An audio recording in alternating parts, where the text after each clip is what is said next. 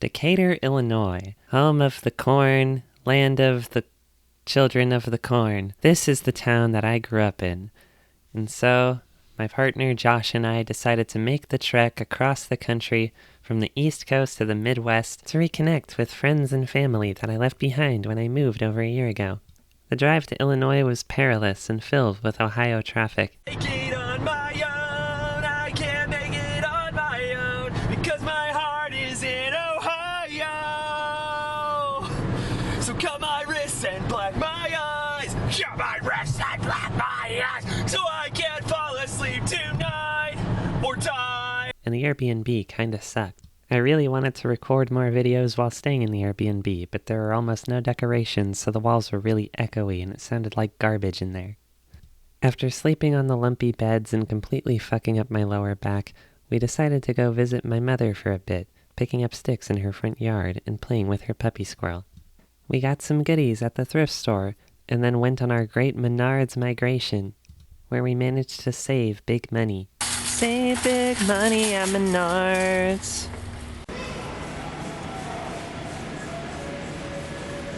Charges with USB. Look. Ooh, very fancy. Alrighty, Josh Burt, let's go.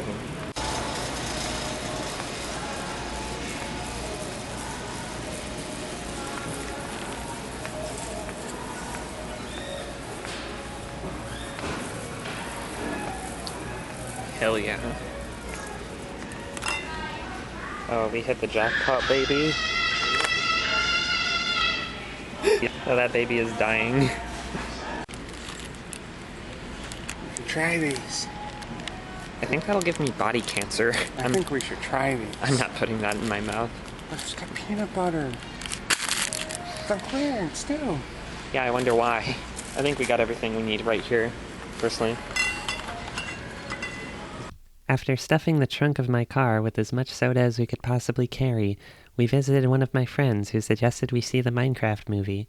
The Minecraft movie is one of those trendy slop pictures that comes and goes. Everyone on the internet is talking about it for about a week, and then everybody on the internet forgets about it a week later. I could not possibly give less of a fuck about the Minecraft movie, despite how hard the YouTube algorithm keeps trying to push me to care about it. It's very much the kind of thing I would only go watch if I had a group of friends to gather around me and say, "You wanna go see the Minecraft movie?" So when I went to Illinois, I met up with a group of my friends. One of them said, "Hey, you wanna go see the Minecraft movie?" And I said, okay. So I went into this movie with the lowest expectations possible. I was expecting it to be absolute dog shit, and hoping that maybe my friends and I would think it was at least kind of funny bad. It's a very bog-standard Hollywood movie plot. All of the characters, every story beat, I predicted every single thing that was going to happen within the first 10 minutes of the movie. There were no surprises, except for one, which is that whoever wrote the comedy for this movie, whoever wrote, like, the jokes, was pretty on point. The movie was hilarious. We were laughing pretty hard for most of it. I didn't start to get bored at all until about halfway through the movie when the first big action scene started. And even then, it got better. I started to fade a little bit out there when all the zombie pigmen show up and they're fighting with the little swords and shit. I think what really made it such a good time as well was the way that the people in the theater were interacting with the movie. There were some people who were clearly there for the memes, people who didn't care or have any respect for the experience of seeing like a movie on the big screen. They were just there because tee-hee Minecraft, lol. There was this dude in the row behind us who was mouthing along to everything Jack Black said, and I was dying. Chicken jockey, crafting table. I am Steve. Nether portal, diamond armor, ender pearl, chicken jockey. Jason Momoa played a very obvious parody of that one fucking guy who was like the Pac-Man world champion and he cheated, I guess. The same guy was parodied in Regular Show. That's how I figured out who it was, because he had a similar name. Or like the guy in Regular Show was Gary Bobbitt Ferguson. The guy in the Minecraft movie was like Garrett Garrison or something like that. They call him the Garbage Man, and when he tries to give his elderly wisdom to the children, he calls it a hot garbage tip. That made me really happy, as someone who is a massive fan of trash and garbage. Really, the best parts of the movie are the parts that have absolutely nothing to do with Minecraft. The first act like the first 30, 40 minutes or so when they're in the real world and the kid goes to school and every teacher at the school is a washed up loser and his school life is a waking nightmare. I like it when the kid starts at his new school and on the first day he's called to the principal's office so the principal can trauma dump about her horrible divorce. And then he goes to his art class where the art teacher tells everybody about how fucked his finances are and all his money is tied in a kiosk and he has nothing to live for. And then when this kid starts drawing a picture of a banana wearing a jetpack, everyone tells him that he's too creative and too artistic, and that jetpack wouldn't even work anyway. And when he says, yeah, it would, it's just math, the kid next to him says, my dad says math is debunked. Like, I have no notes for that. That's peak cinema. And to me, and this is getting into spoiler territory, so I'm sorry for those of you who haven't seen the Minecraft movie yet, but I'm about to ruin it for you. But to fucking ruin that Minecraft movie. I'm about to fuck it up. I'm about to fuck up that Minecraft movie right here, right now. I'm about to fuck it up. I really didn't like how the end of the movie was that after Jason Momoa loses everything, he loses his job and his house, and he's like literally homeless, and his car is broken, and he can't even live in his car. I hated how the movie ended with him deciding, you know what, I need to go back to the real world and get my shit together because I learned a valuable lesson about friendship or whatever. That didn't make any goddamn sense to me. Like, dude, you live in an American capitalist nightmare.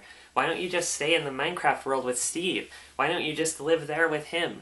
You're clearly in love with him. Why don't you kiss him on the mouth? Why don't you kiss Jack Black on the mouth and live in his house with him? Why don't you get married and live in a little house that you built with your own two hands instead of having to pay property taxes and be in poverty for the rest of your life? Why not just live with Jack Black? Why not just be my gay uncle? Why not get married to Jack Black Steve?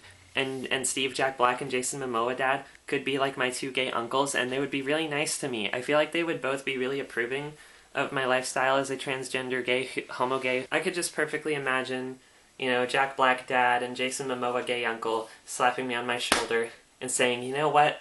I'm proud to be the uncle of a gay furry. But no, for some fucking reason, everyone decides that their lives would be better if they just left Minecraft behind, and then Steve's gonna go and be friends with everybody in the real world. We gotta leave the video game world behind, even though it's literally perfect and you have a cube-shaped dog. Minecraft movie is like a 6 out of 10. Go see it with your friends if you have like a group of idiot friends to go see it with. If not, wait till it goes to streaming. It's kind of funny. After spending yet another night on the nightmare bed from hell and twisting my back into the shape of a pretzel, we met up with my mother once again to have breakfast at Diamond's Family Restaurant. The food was burnt and tasted like fucking garbage. I decided to take my friends on an epic quest to Disc Replay in Champaign, Illinois, a town just about an hour east of Decatur. Come on in to Disc Replay and trade in your electronics for cash. Our sales staff is here to make sure you get the most for your gently used games, movies, and media. We also sell a wide variety of Blu-rays, DVDs, and games, from classic Nintendo to today's hottest titles, as well as classic and modern gaming consoles and accessories.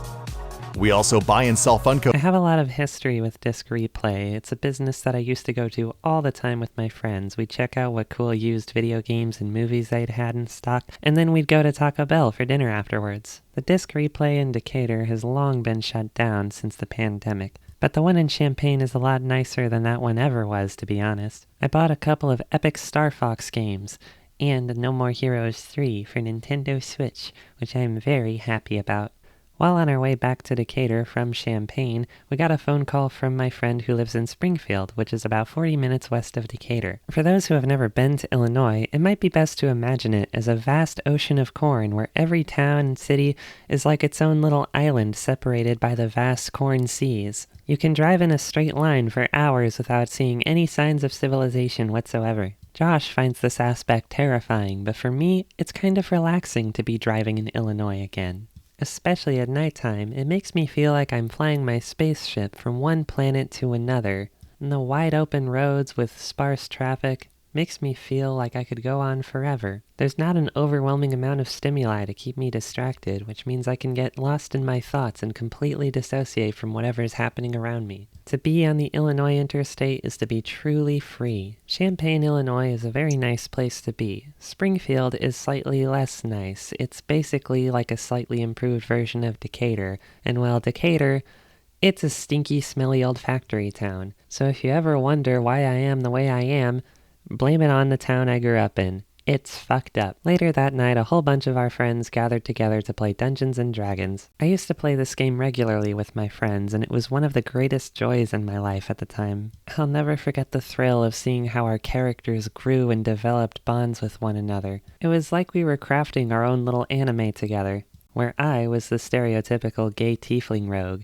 I tend to be a bit of a chaos goblin, but I didn't participate in this particular game. I felt like a viewer watching a filler episode, and as I drifted in and out of paying attention, I started playing Dragon Quest on my Game Boy. Eventually, we decided to go to Taco Bell together. I had a cheesy gordita crunch, and it was delicious. For our final day in Decatur, Josh and I decided to get lost deep, deep in the woods in my favorite park, Rock Springs. Oh damn, we gurn place, we gurn. Joshy, Yeah. are we gurn place? Yep. We gurn. I really like walking around in the woods. I like getting lost deep, deep into the woods. I feel like this is where I get my most contemplative, most philosophical mind state, where I can just completely disconnect from everything in the world around me, completely escape from everything. Just have to get away from it all sometimes. My favorite tree should be just up ahead. Just gotta get around all this vegetation.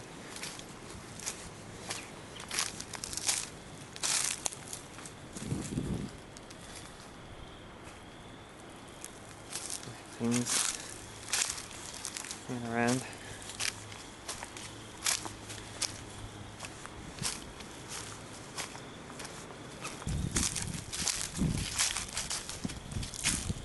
There it is.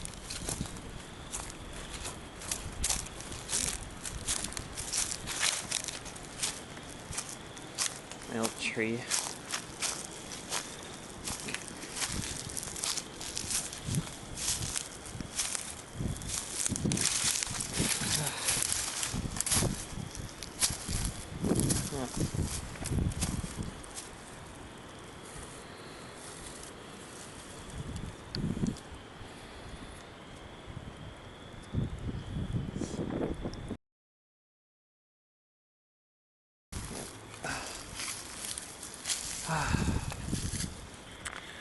This is actually the spot where I was sitting when I decided I should leave Illinois behind to go live with the love of my life.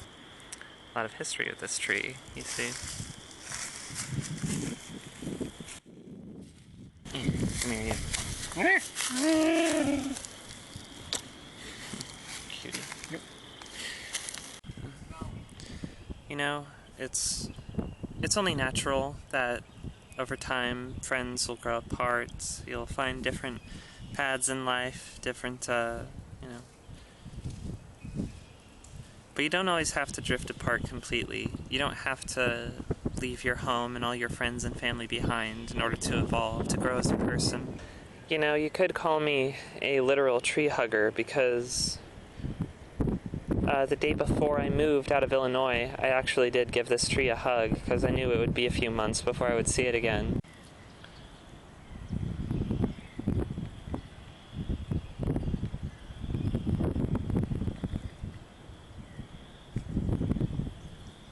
Coming back to this place reminds me a lot of the Kokeree Forest from Ocarina of Time. It's a video game that I played a whole lot during my formative years. You know, I love this tree. Much like the great Deku tree, I think of it as a father to us all. It's a wise elder. He's taught me many things. After our walk, we met up with my mother for dinner at the wharf, which is in a tiny building that looks like garbage from the outside, but is actually quite a pleasant family restaurant on the inside. We visited another pair of my friends one last time for a few rounds of Donkey Kong Country and Tetris. We played late into the night until we were all far too tired to make any progress anymore. This brought us to the last leg of our journey, the return journey home. And on our way out, we made sure to say goodbye to the stinky bridge of Decatur.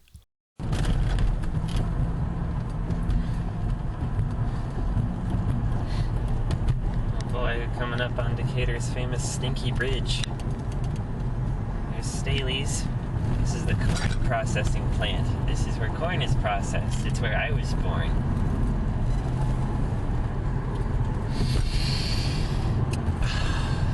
Smell that? That's Decatur. That's what Illinois smells like. Oh, get a shot of the garbage. Get the giant trash mountains over there. Yeah. Look at all that trash. It smells like poop in here. It smells like poop now. Welcome to Trash City. Welcome to Trash Mountain. This is Decatur, Illinois. Trash. This is the trash I grew up in. Are you proud of me? Yes. Our vacation wasn't over yet, however. We still had a long, perilous way to go through Indiana and Ohio. And just as we were approaching the Ohio state line, we made an important discovery: the Uranus Fudge Factory.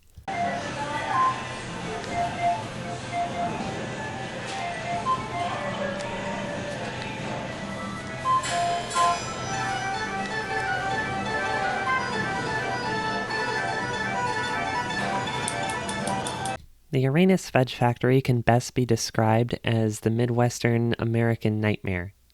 An unbelievably disturbing exercise in capitalism and materialism never before seen. The slack-jawed redneck humor of it all, mixed with the morbid depravity of a bus full of senior citizens in wheelchairs being pushed around the gift shop, shown different trinkets and baubles for them to take home with them, all the while being infantilized by their caregivers.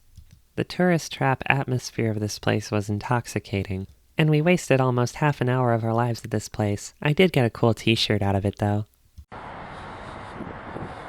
Dude, what the actual fuck? Why did his legs fall off?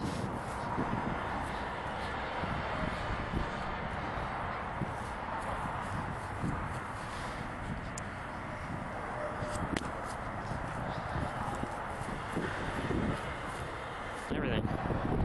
Hey, buddy. I don't think he likes me. That's a little creepy. Oh, ew, why is that one got, like, dead eyes? Do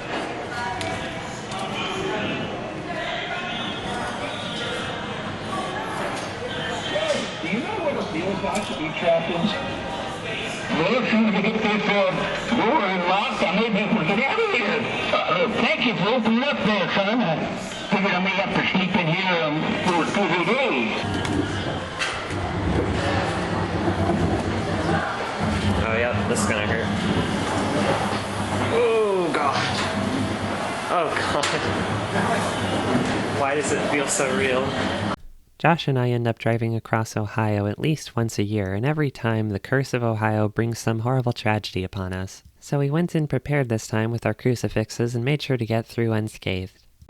There's old friends and new friends and even a fair. There's good times and bad times and true love we share. And so I found a place where everyone will know my happy mustache face. This is the Cleveland Show. We're in Columbus. Oh, shit.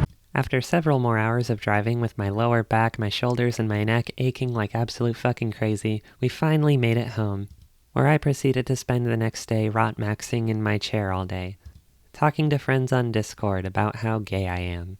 I hope you enjoyed taking this journey with me to the center of Illinois. Thank you, and I love you.